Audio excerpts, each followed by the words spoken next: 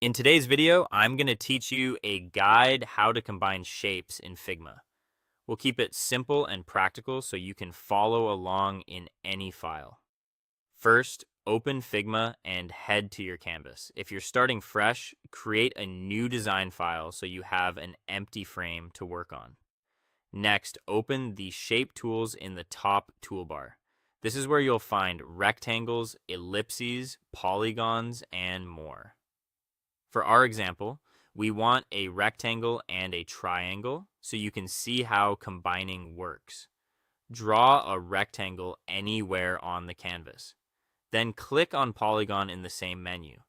By default, polygons can have multiple sides, but if you set it to 3 sides, it becomes a triangle. Place the triangle so it overlaps the rectangle in a way that supports your design. You can rotate or scale it to get the look you want.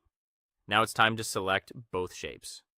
Hold Shift and left click the rectangle, then the triangle, so they're both highlighted. With both shapes selected, right click to open the context menu. From that menu, choose Flatten. You can also use the shortcut Command E on Mac or Control E on Windows if you prefer.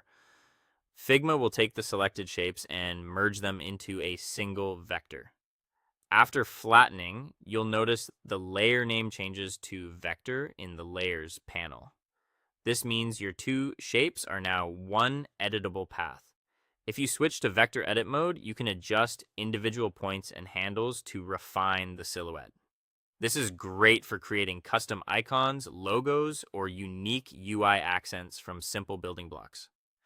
A quick tip before you flatten: align your shapes exactly how you want them and check fill and stroke. Flatten is destructive. It doesn't preserve the original independent shapes. So, if you might need them later, duplicate first. If you want to keep shapes editable, consider boolean options instead.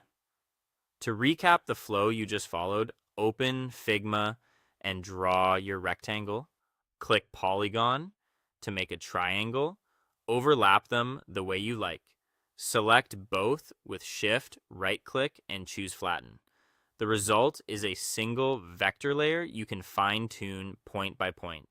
Practice this a few times with different overlaps to see how the outline changes, and you'll quickly get a feel for how shape placement influences the final combined form. That's all for today. Thank you for watching, and I'll see you guys in the next one.